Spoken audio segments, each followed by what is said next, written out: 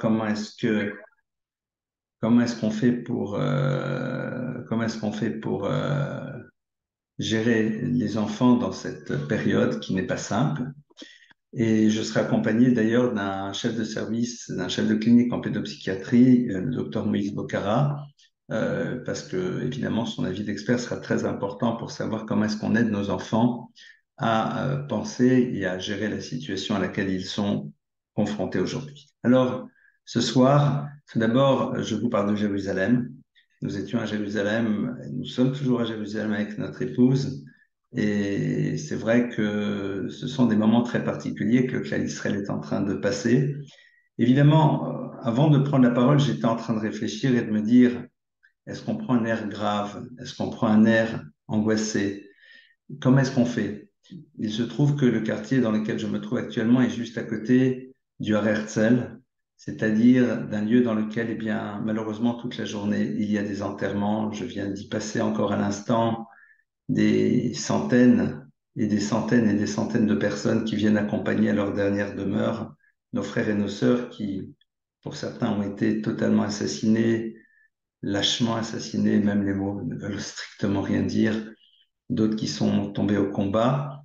Et notre travail à nous dans le clan Israël, c'est non pas juste de nous interroger, mais de nous dire au fond qu'est-ce qu'on fait avec une situation pareille.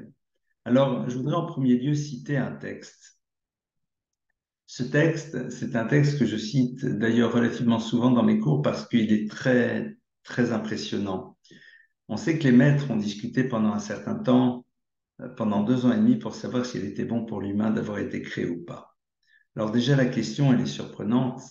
Euh, pour qui on se prend? Dieu a décidé de créer l'univers, a décidé de créer un être humain. Eh bien, qu'est-ce qu'on s'interroge là-dessus? Or, de manière très intéressante, eh bien, on nous dit non.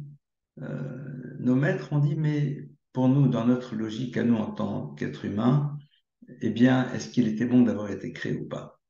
Et la réponse qu'ils donnent est assez bouleversante puisqu'ils arrivent à la conclusion, ils disent, eh bien, Yoter Tov Hayashelo Nivra. Il aurait mieux fallu ne jamais être créé.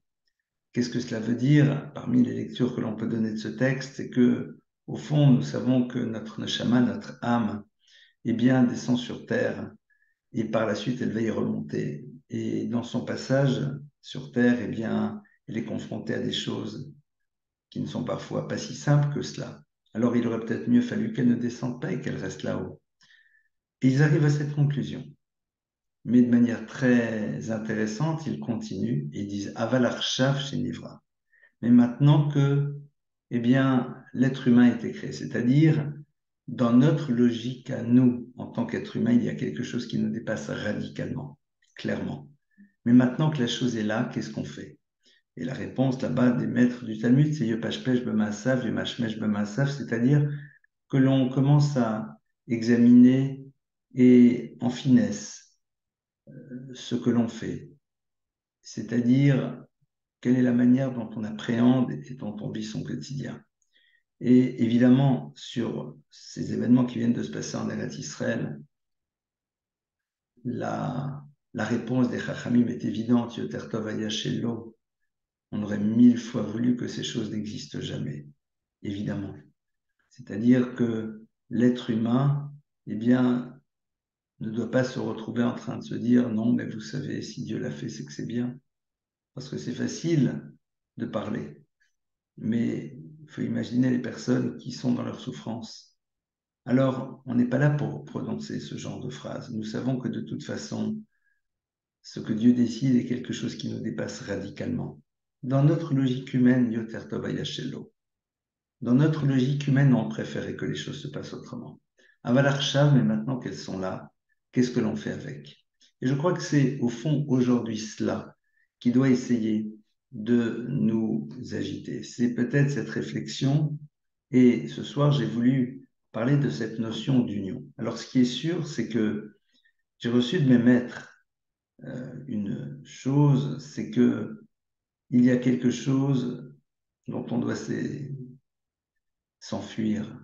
Yivrach min ha'esh, comme si c'était du feu, c'est de la marloquette, c'est-à-dire de la dissension. On a vu que l'histoire du peuple juif, malheureusement, est parsemé de ces moments difficiles de tension entre les frères, avec toutes les conséquences que l'on peut voir. Alors, évidemment, aujourd'hui, commencer à faire des analyses et dire si ceci est là, c'est parce que ceci et cela ne servirait à rien. C'est pas le but. Et puis, quelque part, ça voudrait dire qu'on se prend pour le bon Dieu.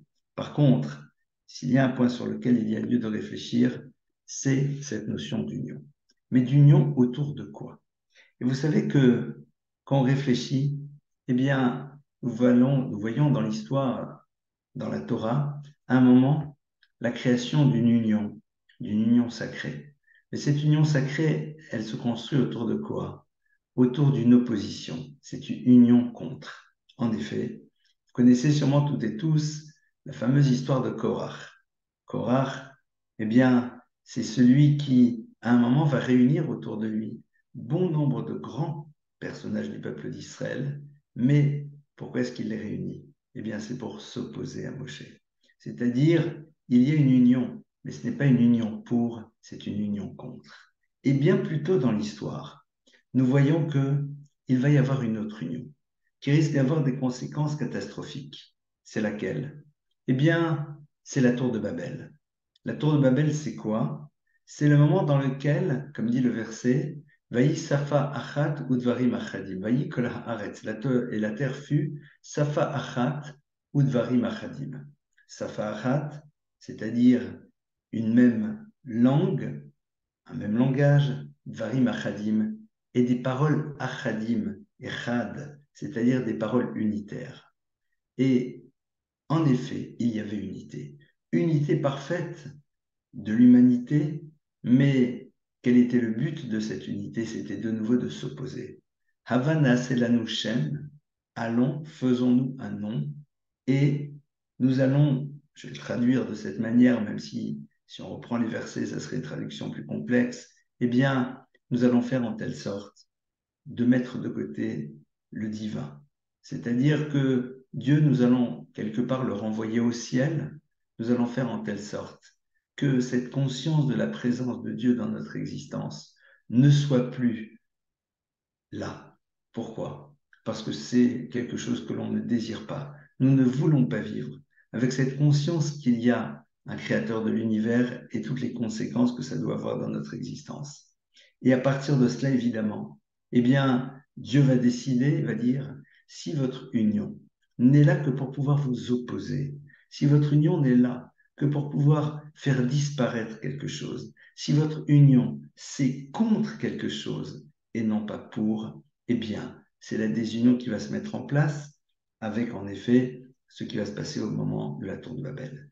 Ça veut dire que la Torah, lorsqu'elle voit l'univers de l'union, elle nous met en garde en premier lieu et de nous dire, mais au fond, est-ce que nous nous unissons contre quelque chose ou pour quelque chose?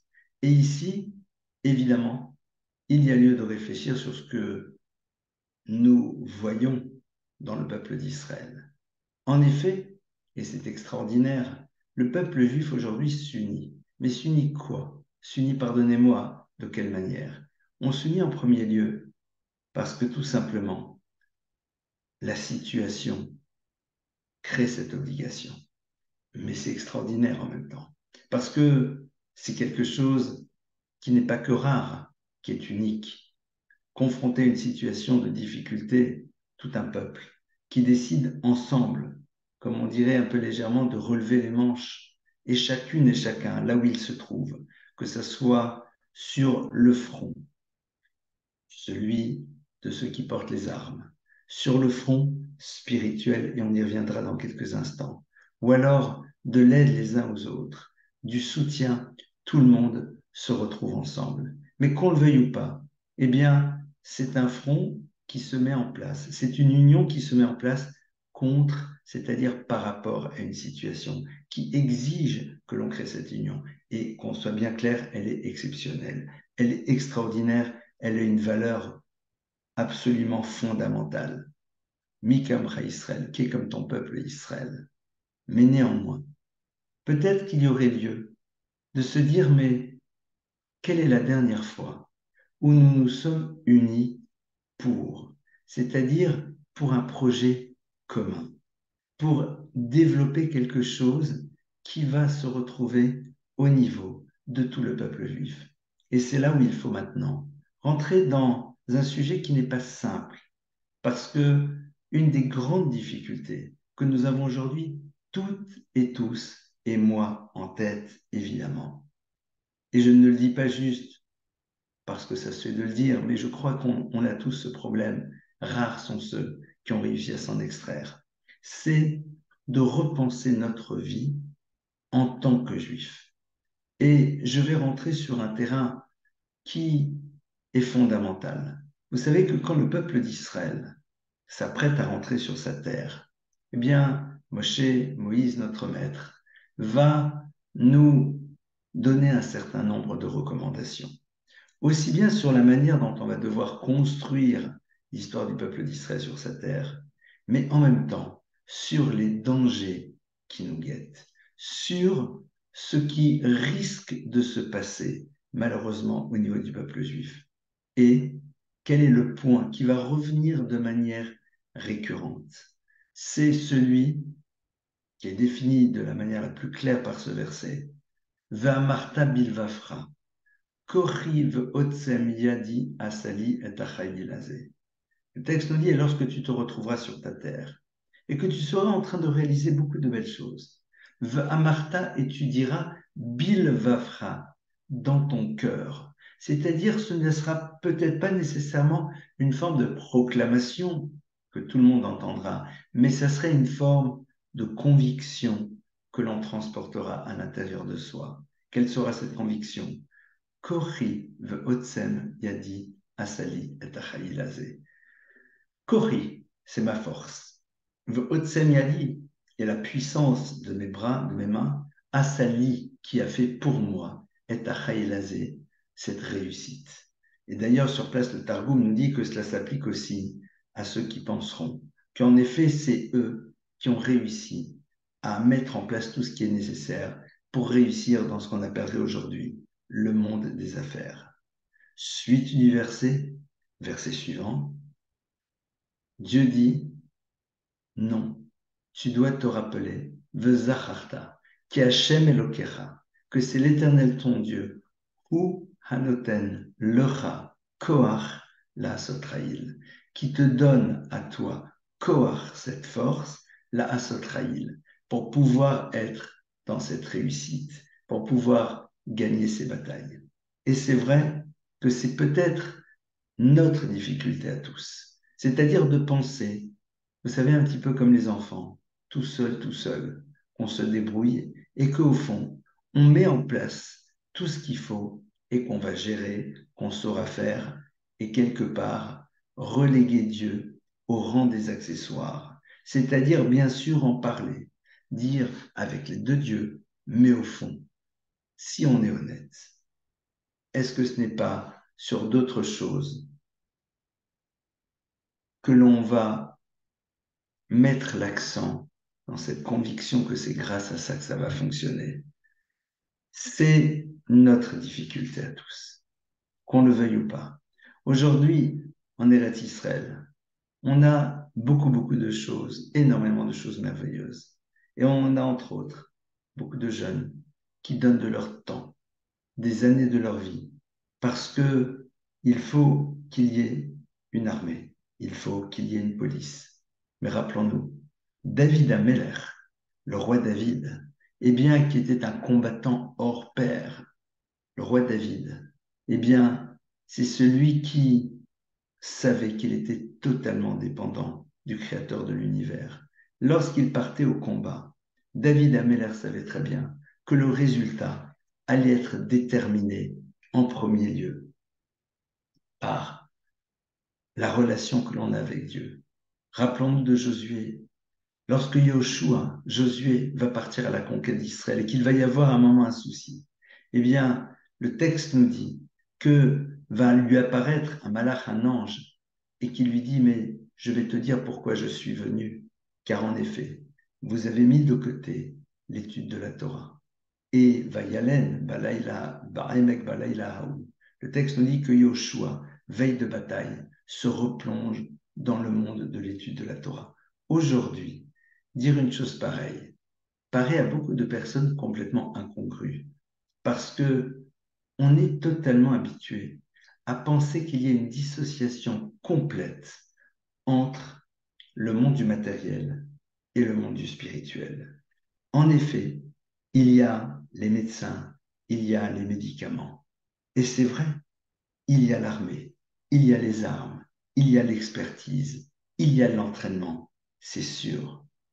Mais cette claque monumentale, et le mot est faible, qu'on vient de se prendre, au fond, est-ce qu'elle n'est pas là pour nous dire à toutes et à tous, chacun là où il se trouve, que il faut réfléchir aussi à cela. Alors pourquoi ça s'est passé? Qui aurait l'impudence de donner des explications de texte? Mais ce qui est sûr, c'est que qu'on le veuille ou pas, eh bien, on, on est là.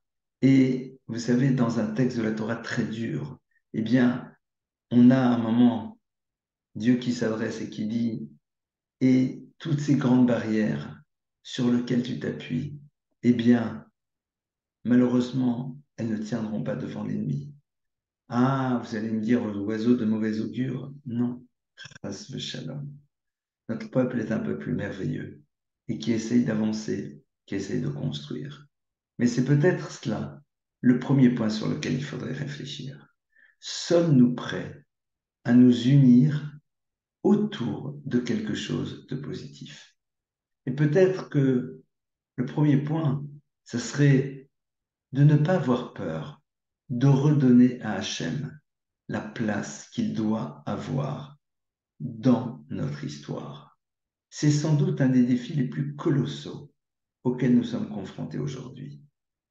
Non pas juste dans l'accomplissement des mitzvot, dans l'accomplissement des commandements, mais de la place que nous donnons à Dieu dans notre existence et cette réflexion que doit nous amener des événements qui sont, je n'ai pas envie de dire de mots bouleversants, les mots ne veulent plus rien dire, et dans lesquels on se rend bien compte que le peuple d'Israël, on continue à avoir un destin très particulier, qu'on le veuille ou pas.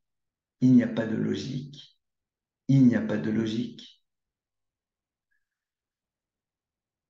C'est pas simple. Et en même temps, peut-être d'abord décider de s'unir. De s'unir autour de ce qui était l'ossature du peuple juif dans l'histoire. Et l'ossature du peuple juif dans l'histoire, c'est quoi?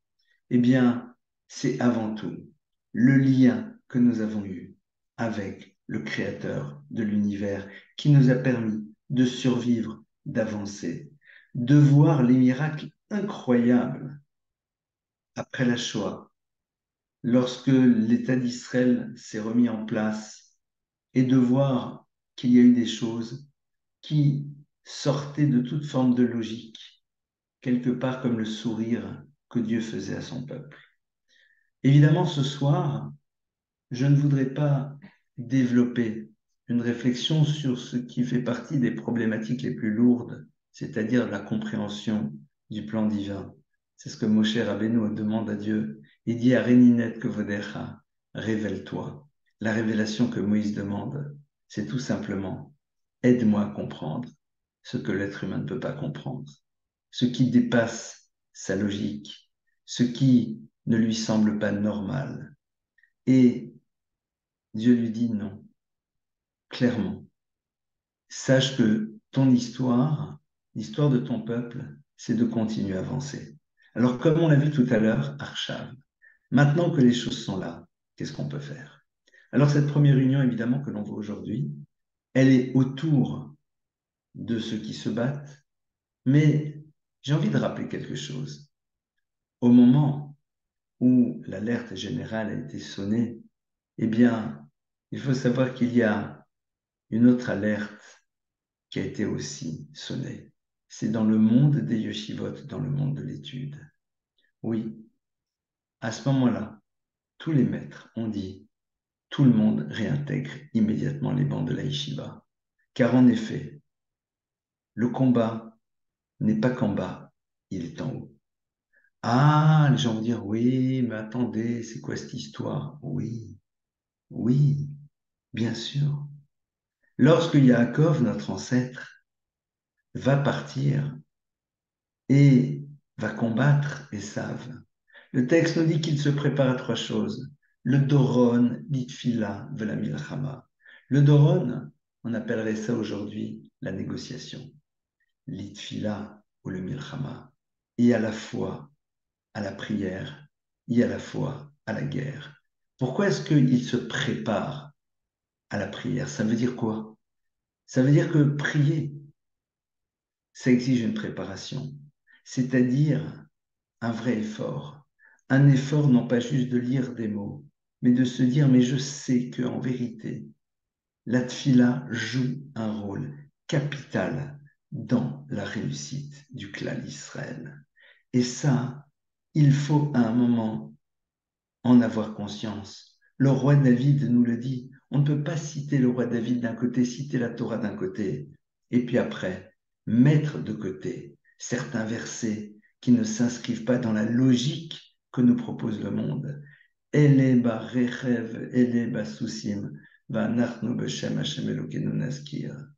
Nos ennemis sont avec leurs armes, on va le traduire de cette manière, c'est-à-dire avec leurs cavaliers, avec leurs chevaux, avec leurs engins de mort. Va'anachnu b'shem Hashem naskir.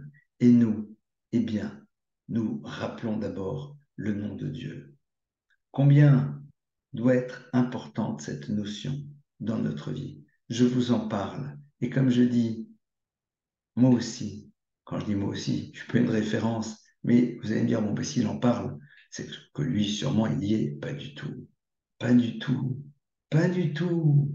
C'est difficile parce qu'on est là, parce qu'on voit tout ce qui est autour de nous. Ça nous rassure. On dit non, alors oui, Bezrat Hashem, Bezrat Hashem, Bezrat Hashem. Au fond de nous-mêmes. Ah, est-ce qu'on en est vraiment convaincu? Ça prend du temps. Ça prend du temps, mais néanmoins, est-ce qu'on veut essayer de créer une union autour de cela? C'est-à-dire, est-ce qu'on est prêt à un moment à se dire que chacun sa vie, chacun son chemin, ça ne fait pas partie du programme du peuple juif? Bien sûr, chacun est libre, chacun peut se dire, je fais ce que je voudrais, bien sûr, mais rappelons-nous que néanmoins, nous avons cette notion de harvout, c'est-à-dire cette notion de co-responsabilité. Et nous devons nous dire que la première union, c'est autour des valeurs qui ont été celles du peuple juif tout au long de son histoire, c'est-à-dire de la Torah, qui commence d'abord par cette notion de émouna, cette notion de foi profonde, que le créateur de l'univers est celui qui dirige l'univers et que nous devons faire un vrai effort pour inscrire et intégrer cette notion dans notre réalité quotidienne. Et c'est ça tout le défi de l'humain. Le défi de l'humain, c'est quoi? C'est que Dieu lui donne une indépendance. Il lui dit, mais évidemment, tu vas créer. Mais qui t'a donné ton intelligence? Qui t'a donné toutes tes capacités? C'est moi. Juste reconnais-le. Reconnaissons. Soyons capables de dire, on est très fort, mais c'est Hachem qui nous donne cette force. On est très intelligent pour concevoir toutes sortes de systèmes, mais qui nous a donné cette intelligence? On est capable, bien sûr, et on est très content d'utiliser le mieux possible ce que Dieu a mis à notre disposition. Ça va être déjà ce premier travail, nous unir autour de ces messages, c'est-à-dire à un moment, rappeler à quelqu'un que l'on n'a pas à être orgueilleux d'être dans une Rolls-Royce si on n'en est que le chauffeur, mais on a de la chance, on nous en a confié une, et on doit l'amener à bon port, ne pas faire n'importe quoi avec. Et c'est cela sur lequel il faut réfléchir en premier lieu. Et puis après, rappelons-nous encore d'autres choses. C'est que le Rambam, Maïmonide nous dit, Kol she'eno mishtatev betzaratam shel hatzibur, en lo chelek leolam haba. Toute personne qui n'est pas capable de s'associer à la souffrance de la communauté n'a pas de part au monde futur. C'est-à-dire, on a ici un vrai travail à faire. S'associer à la difficulté de la communauté, c'est pas juste aider. Évidemment, c'est extraordinaire. Vous savez, là, je suis actuellement en Israël. Une de nos filles qui est volontaire au Magen Adom, au Magen David Adom, me disait que tout à l'heure, des personnes lui disaient, mais ça fait 5 heures qu'on fait la queue pour donner notre sang. Extraordinaire. Extraordinaire. Nous, on arrive, on voit une queue d'une demi-heure, on repart. Non, les gens sont là et ils lâchent rien. On essaye d'aider, on appelle, qu'est-ce qu'on peut faire? C'est bon, ça court de partout. C'est extraordinaire. Malheureusement, sous le feu. Malheureusement, cette union qui se passe, parce qu'on est soumis à quelque chose de lourd, mais union qui est là. Je vous prie de m'excuser. Et dans laquelle, eh bien, chacun met de côté sa pensée, son regard. On est ensemble, âme et chad. Et puis, évidemment, mishtatef betzaratam, s'associer à la tzara du tzibour, c'est-à-dire essayer de se donner les moyens de ressentir, si tant est que ça soit possible.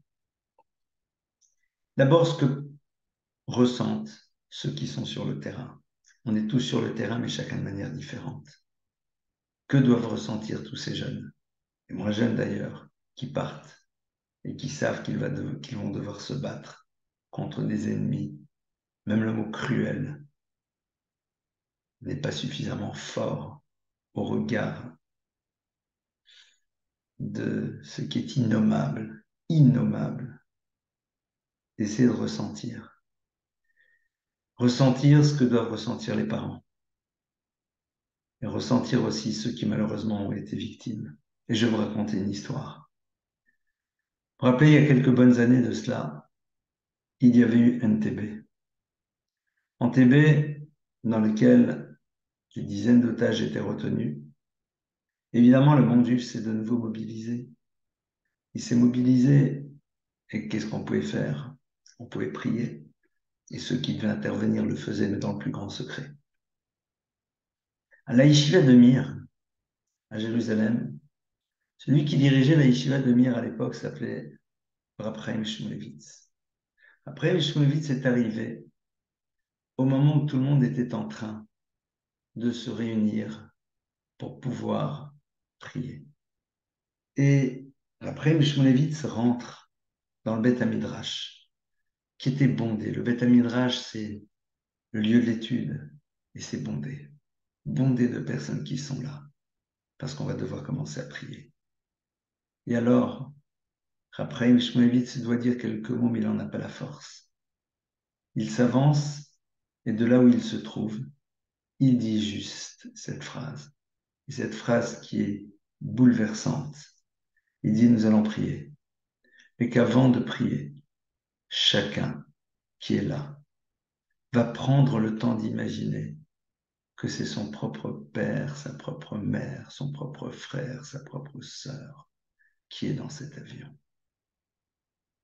Prenons le temps d'utiliser ce qu'on appelle notre koach hadimion, notre force d'imagination, pour essayer de nous représenter les choses. N'ayons pas peur de pleurer. N'ayons pas peur d'être bouleversés, d'implorer Hachem. C'est mon fils, c'est ma fille qui est sur le terrain. C'est lui qui est sur le champ de bataille. C'est lui qui est en train de risquer sa vie. C'est lui qui va devoir se battre. La même chose pour ceux qui sont là et qui malheureusement sont dans la douleur immense. Se donner les moyens de ressentir. Être unis à l'intérieur de cela. D'où est-ce que la Torah nous en parle? Eh bien, la Torah nous en parle à propos d'une bataille, à propos d'une guerre aussi. Une guerre d'ailleurs contre l'ennemi le plus féroce que nous allons avoir dans notre histoire, Amalek. Amalek, et pour tout vous dire, ce qui se passe aujourd'hui nous interpelle. Parce que c'était quoi Amalek? Amalek, c'est celui qui veut casser le mythe d'invincibilité du peuple juif. Amalek, c'est celui qui, lors de la sortie d'Égypte, va attaquer. C'est très bien qu'il ne pourra pas remporter la victoire. Il est parfaitement conscient qu'il a face à lui le peuple d'Israël qui est accompagné par le Créateur de l'univers. Mais il ne cherche pas à gagner, il cherche à casser le mythe.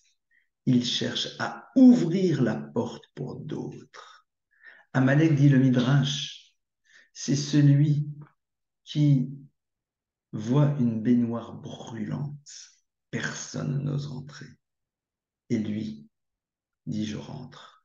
Je sais que je vais me brûler, mais je vais enlever un peu de cette chaleur. Et donc d'autres auront moins peur. Et c'est ce qui se passe. On est ici, en effet, confronté à quelque chose qui est du domaine de Amalek. Et quand Amalek, et je ferme cette parenthèse, attaque le peuple d'Israël, donc vous imaginez un petit peu, c'est le désir de détruire pour détruire. C'est le désir de s'attaquer pour s'attaquer. Moshe Rabbeinu, Moïse, notre maître, va venir et va prier. Évidemment, il ne va pas juste prier. Dit le texte, il lève les mains au ciel. Alors, première chose, nous dit la Torah, que Moshe Rabbeinu sort et va dans un endroit qui surplombe le champ de bataille. Et la question se pose. Mais si tu veux prier, écarte-toi du cliquetis des armes. Ça va te stresser. Va dans ta tente, bien à l'abri, et concentre-toi. Moshe Rabbeinu, il va sur le terrain. Il va sur le terrain parce qu'en allant sur le terrain, il se donne les moyens de ressentir déjà ce qui est en train de se passer. Parce que quand tu vois les personnes qui se battent, tu prends plus la mesure de l'enjeu et de tout ce qui se passe pour elles et pour ceux qu'ils sont censés protéger. Première chose. Seconde chose, dit le texte, eh bien, Vayikru Even, Vayeshev Alea. Que se passe-t-il? Ceux qui accompagnent Moshe prennent une pierre et ils l'installent sur une pierre, sur un morceau de rocher. Et ils sont à ses côtés, ils l'aident à tenir ses mains vers le ciel. Et la question, elle se pose d'abord, qu'est-ce que la Torah a besoin de te raconter? Que Moshe, il est sur une pierre. Moshe sort, il prie, il lève les mains. Et deuxièmement, n'y avait-il pas dans le peuple juif quelqu'un qui aurait pu prêter un tabouret? Quelqu'un qui aurait pu donner un fauteuil, que sais-je? Moshe Rabbeinu n'est plus très jeune. Il va sur le champ de bataille, il va prier. La prière va durer longtemps, on lui amène une chaise. Non.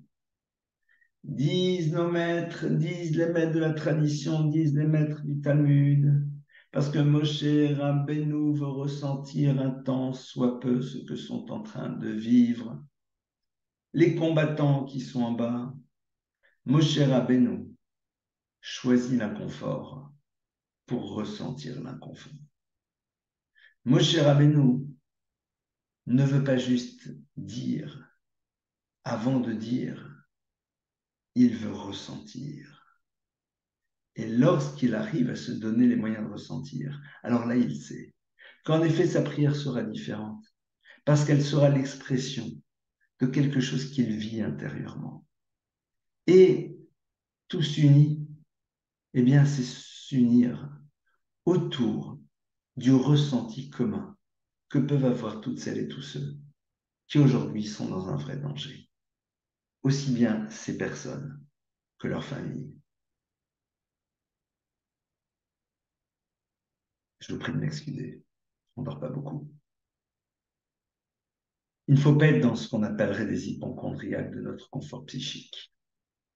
Il faut arrêter un moment de se protéger sans arrêt. Se donner les moyens de ressentir. Se donner les moyens de ressentir et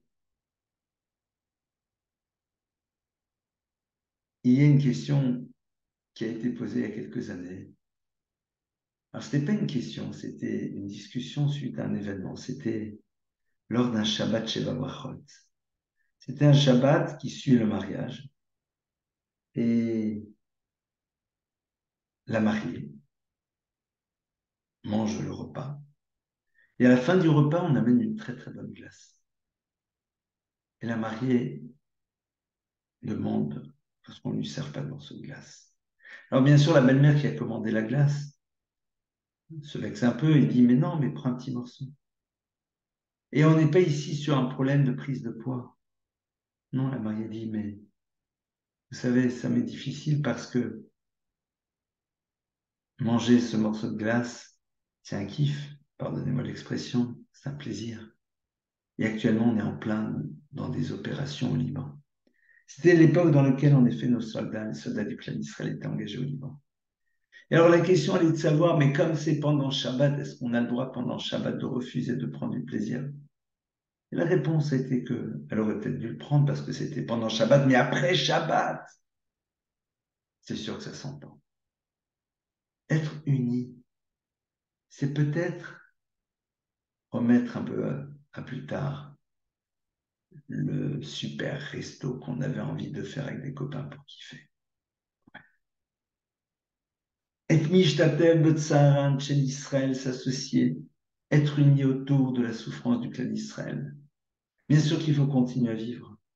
Et si quelqu'un doit se marier, il se marie, même si aujourd'hui il y a des règles très précises concernant la situation. Et qu'on danse, et on danse parce que c'est une mitzvah de danser. Parce que comme dit le Talmud, au moment de la joie, c'est la joie, au moment de la tristesse, c'est la tristesse, et c'est pas simple. Vous savez, j'étais à Tel Aviv le premier jour de Simchat Torah, puisque venant de France, j'avais 2 jours. Et le matin, bien sûr, on entend les sirènes et on se doute qu'il y a quelque chose qui ne va pas. Notre fils, celui qui dirige cette communauté, dit aux gens de sa communauté la chose suivante. Nous sommes Shabbat. Si nous apprenons les nouvelles maintenant, eh bien, on les apprendra essentiellement par des gens qui ont transgressé Shabbat. Et ça, c'est pas possible. Donc, on va se donner les moyens, bien sûr, d'aller dans les abris quand ça sonne, mais de ne pas chercher à savoir avant la fin de la fête. Et c'est vrai que vous savez qu'il se passe quelque chose et qu'il y a des moments d'angoisse pour beaucoup de personnes et en même temps on doit danser. Paradoxe.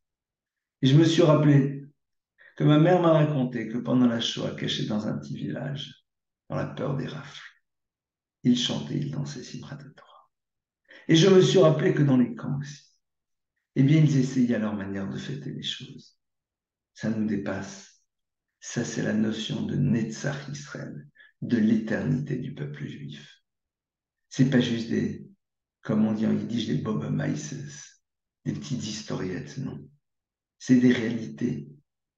Et à nous d'essayer de réinscrire cette dimension, step by step, sûrement, petit à petit, à l'intérieur de notre vie. Donc, cette union-là, eh bien, comme on l'a vu, il faut se donner les moyens de ressentir. Et ça, c'est chacune et chacun d'entre nous peut réfléchir de son côté. Comment je fais pour ne pas être là en train d'écouter la radio et en même temps dire repasse-moi un second morceau de gâteau au chocolat, il est délicieux, tu me donneras la recette. Non, on doit être capable de choses comme ça. On doit être capable de faire ce genre de choses. Autre élément, être unis autour de la protection de nous-mêmes. Ça veut dire quoi? Vous savez que l'élément le plus précieux du corps, c'est le cerveau. Les yeux transportent des images. Protégeons-nous de toutes ces images de films qui détaillent les horreurs qui se passent. Ça ne sert à rien du tout. Ça laisse des traces, ça ne sert à rien. On sait que nos frères et nos sœurs ont été massacrés de la manière la plus horrible. Ne cherchons pas à savoir encore et encore De quelle manière? Ça ne changera rien. Utilisons nos énergies, non pas pour évacuer les stress qui seront générés par ces films, clairement. Utilisons-les pour d'autres choses. Oui, il faut se tenir au courant, bien sûr qu'il faut se tenir au courant de ce qui se passe. Mais arrêtons, soyons capables d'arrêter. Soyons capables de se dire, OK, on sait qu'il y a des gens exceptionnels dans le peuple juif qui font un travail exceptionnel, sur le front, à côté du front, les volontaires, vous, nous, tout le monde, on le sait. Un film de plus dans lequel le soldat dira merci de nous avoir amené des chaussettes, des pulls, de la nourriture, c'est génial. Mais on le sait, on en a vu un, next. Prenons notre temps pour lire un livre de Teilim. Prenons notre temps pour aussi se dire, nous sommes confrontés ici à un univers horrible, horrible, dans lequel l'autre ne vaut rien. Alors soyons capables d'être unis autour de l'idée que toutes celles et tous ceux que l'on croise sont des êtres humains qui valent quelque chose. Et comment on va leur montrer qu'ils valent quelque chose? En leur demandant, même si on ne les connaît pas nécessairement très bien, comment est-ce qu'ils vont? Quoi de neuf chez eux? Intéressons-nous les uns aux autres. Montrons que l'autre est important parce que ce qui amène à la destruction, c'est quand tout simplement, malheureusement, on a conditionné des gens à penser que certaines personnes n'avaient aucune valeur, ne représentaient rien et que quelque part on pouvait faire avec elles ce que l'on désire comme on le désire. Voici encore un autre élément sur lequel il y a lieu de travailler de manière ultra concrète. Et puis après, il existe aussi une autre forme d'union. Cette union, c'est ce que j'appellerais l'union de la complémentarité. Par quoi elle passe?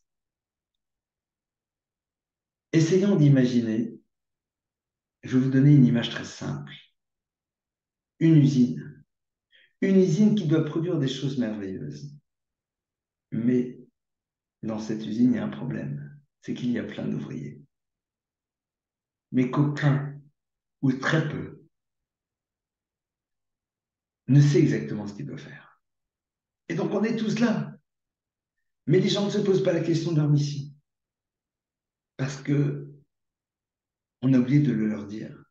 On est bien d'accord que dans une usine normale, que dans une armée normale, que dans un hôpital normal, que dans une école normale, que dans tous ces lieux-là, ce genre de situation ne peut arriver. Chacun connaît sa mission, chacun sait pourquoi il est là, chacun sait que sa mission à lui, il doit l'accomplir et que l'artilleur ne va pas pouvoir commencer à être parachutiste et que celui qui est dans le renseignement ne va pas devenir maintenant brusquement fantassin. C'est normal, c'est évident. Personne ne l'imaginera autrement que l'anesthésiste ne deviendra pas chirurgien, que le chirurgien ne deviendra pas anesthésiste. C'est normal, quel que soit le degré de compétence. Pourquoi? Parce que nous savons que chacune et chacun d'entre nous a un rôle à jouer. Cette union, c'est l'union qui est la plus fondamentale, celle dans laquelle, pardonnez-moi, les membres du peuple d'Israël s'interrogent chacun de leur côté. Je sais que l'autre a une mission, mais j'ai la mienne aussi. Et je veux connaître la mienne et je veux que l'autre connaisse la sienne. Pour que cette céramique, cette mosaïque, ce puzzle, ce que vous voulez du peuple juif soit le plus merveilleux du monde. Et ça, c'est un choix. C'est un choix qui pose le principe de la responsabilité. Clairement. Quelle est ma responsabilité par rapport au peuple juif? Qu'est-ce que le peuple d'Israël attend de moi? Et non pas qu'est-ce que j'attends des autres. Comme malheureusement on le fait tellement. Qu'est-ce que j'attends des autres? Qu'est-ce que je voudrais que les autres me donnent? Non. Être unis autour de cette réflexion commune. S'asseoir et se dire, mais qu'est-ce qu'on peut apporter chacune et chacun d'entre nous dans le monde dans lequel nous sommes, même si ce ne sont pas des situations tragiques qui nous obligent à nous interroger sur cela. Regardez, on est capable aujourd'hui de relativiser certaines choses, de mettre de côté ce qu'on aurait dit, non mais c'est très important, je ne peux pas ne pas venir, pour courir à droite, à gauche, faire des choses incroyables. Pourquoi? Parce que nous sommes en mission, parce que chacun sent qu'il a une mission. Alors quoi, vous croyez que les gens, ça, ils mangent plus, ils boivent plus, ils vont plus travailler ici, bien sûr. Mais ce qui était important l'est beaucoup moins. On continue à le faire, mais on remet les choses à leur place. Chaque chose est à sa place maintenant. Ce drame arrive après la fête de Sukkot. La fête de Sukkot, c'est la fête dans laquelle le peuple juif a acquis évidemment des mérites extraordinaires, ne l'oublions pas. La fête dans laquelle on sort de notre endroit classique et on va vers un endroit totalement éphémère pour remettre les choses à leur place, pour leur redonner l'importance qu'elles doivent avoir. Pourquoi attendre? Alors maintenant, extraordinaire, mais essayons de garder l'enseignement qu'on est en train de vivre pour la suite, pour la suite, de rester unis dans cet état d'esprit qui est cette question qui nous taraude, mais qui est fondamentale. Quelle est ma place dans cet univers? Moi qui suis un être unique, parce que nous sommes tous des individus uniques. Et rappelons-nous, et c'est la réponse tellement juive par rapport à ce qui se passe, que la première mission qu'on a dans ce monde, tous ensemble, c'est d'être un soi-même amélioré, au niveau individuel, mais au niveau collectif aussi, au niveau individuel, mais au niveau collectif aussi. C'est-à-dire, comment pouvons-nous améliorer les sociétés dans lesquelles nous sommes? Mais peut-être d'abord en décidant de faire ce travail par rapport à nous-mêmes. Et ce travail va commencer en premier lieu sur ce que j'appellerais la gestion des priorités. Qu'est-ce qui est le plus important pour nous? Et je suis désolé de prendre cet exemple. Et cet exemple, il est lourd. Il est lourd. 11 septembre. 11 septembre, il y a quelques années.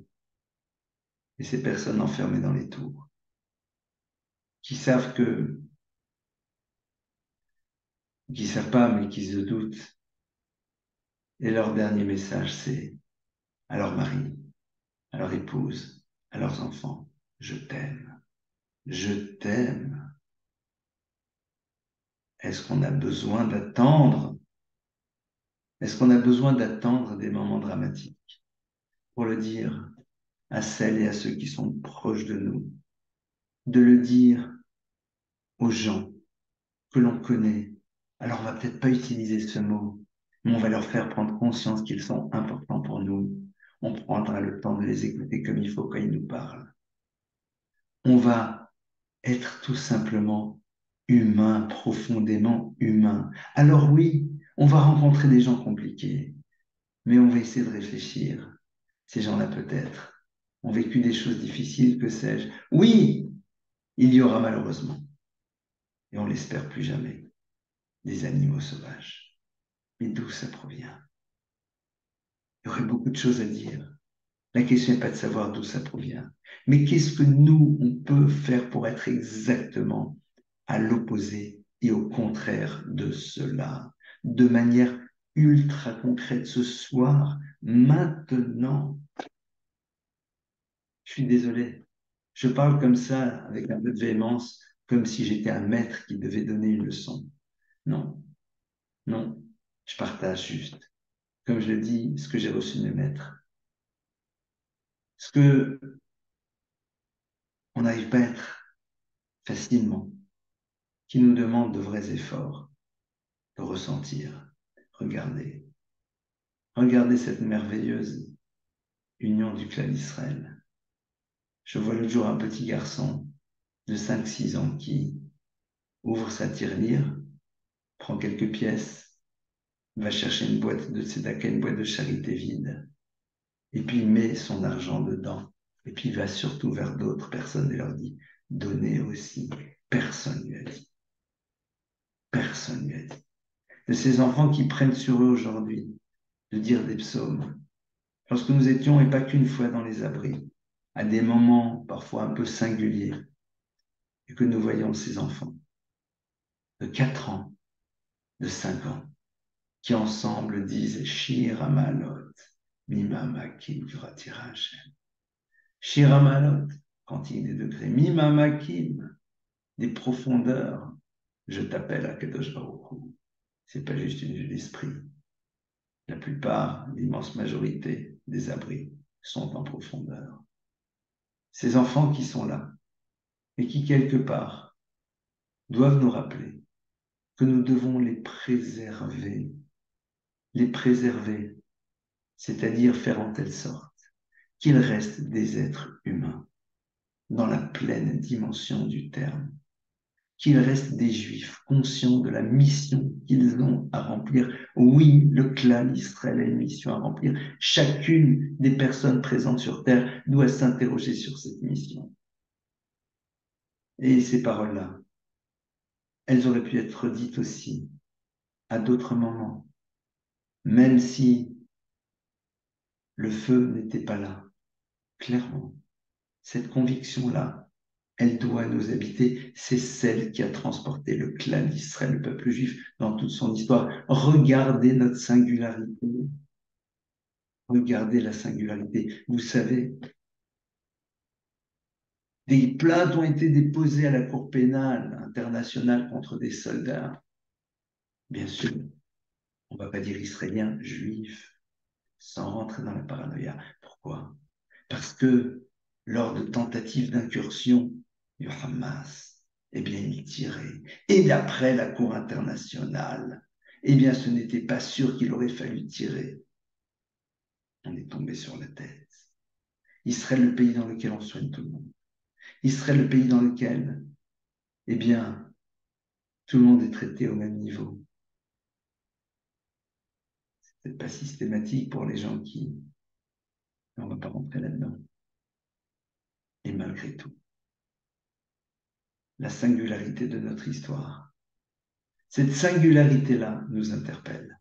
Et en même temps, quelque part, elle doit être source, même si le mot est dur, de joie.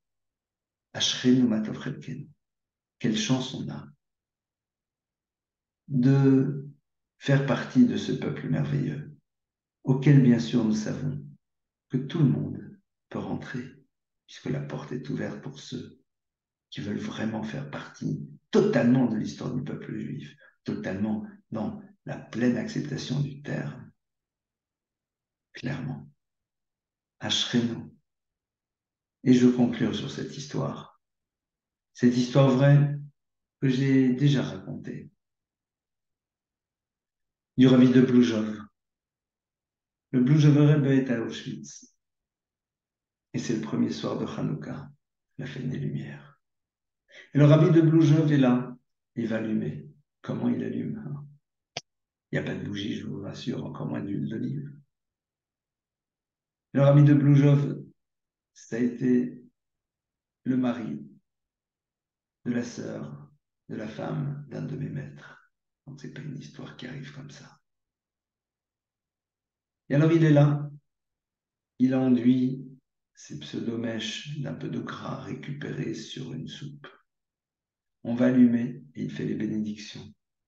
Et la troisième bénédiction, c'est Shechianu Vekimanu Vekianu Lasmanazé. Merci Dieu de nous avoir permis de vivre un moment pareil. Et quelqu'un lui dit, Rabbi, comment vous pouvez dire une chose pareille? On est à Auschwitz. Et le Rabbi de Bloujov lui dit, tu as raison. Je me suis moi aussi posé la question, est-ce que je peux dire une bénédiction pareille? Le Rabbi de Bloujov lui dit, mais j'ai décidé que oui. Merci Hachem de me faire vivre un jour dans lequel je vois que tellement de juifs qui auraient de bonnes raisons de ne pas être à mes côtés au moment de cet allumage clandestin sont malgré tout là. Yoter Tovaya Shelon Ivra. Qu'est-ce qu'on aurait aimé que ces choses-là n'existent pas? Yoter Tovaya Shelon Ivra. Qu'est-ce qu'on aurait aimé dans notre logique humaine que ces choses ne soient jamais présentes? Clairement. Mais maintenant que c'est là, quelle chance de voir Mi Kamcha Israël, qui est comme toi, clan d'Israël, parmi les nations, cette union, cette capacité de se dépasser, cette capacité de se poser la question de savoir mais qu'est-ce que les autres peuvent recevoir de moi. Regardez cet événement assez incroyable qui s'est passé ce matin à New York. Un juif que l'on appelle, allez même, j'aime pas le mot ultra-orthodoxe, va au comptoir d'Elal. Il y a des centaines de jeunes qui veulent revenir en Israël pour se battre, qui ont été convoqués. Et qu'on le veuille ou pas, il faut payer le billet de retour. Et c'est pas toujours sur Elal. Et cet homme a acheté près de 250 billets d'avion à des jeunes qui veulent repartir dans notre pays pour se battre. Et bien sûr, il ne veut d'aucune manière que son nom soit connu. Il l'a fait parce qu'il en avait les moyens et qu'il a décidé que s'il en avait les moyens, c'est que ça devait se faire. Mikamcha Israël, dans cette union incroyable, dans cette capacité de relativiser, de dépasser les différences, mais essayant, comme on l'a vu, de faire en telle sorte que cette union soit une union pour maintenant, une union pour la Torah, une union pour la Emouna, pour la foi, une union dans laquelle on va réfléchir comment on peut apporter aux autres les moyens de découvrir le trésor merveilleux qu'est la Torah.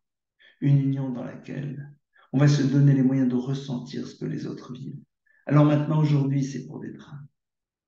Mais gardez cela aussi pour des moments de joie.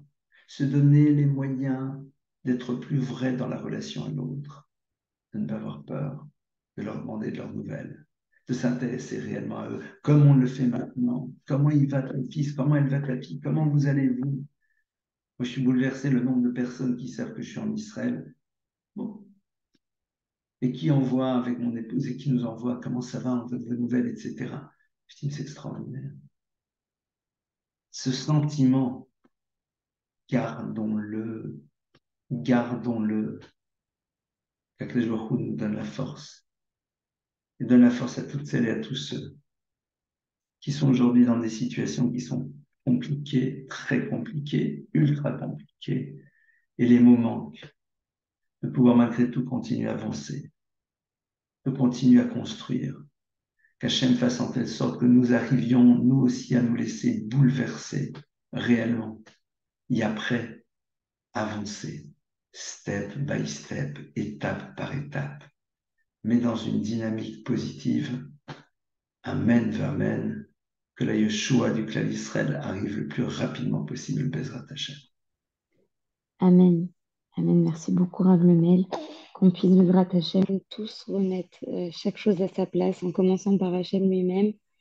Merci beaucoup pour ces paroles, Rav Lemel. Qu'on puisse aussi, comme vous l'avez répété, protéger nos yeux et nos oreilles de tout ce qu'on peut entendre, surtout sur les Bezrat réseaux Hashem. sociaux. Et justement, sur ça, je me permets de vous interrompre. Oui, Nous faisons demain soir oui. aussi avec vous un Zoom. On a initié donc ce projet, mais un Zoom là qui va être exclusivement dirigé vers des choses très pratiques.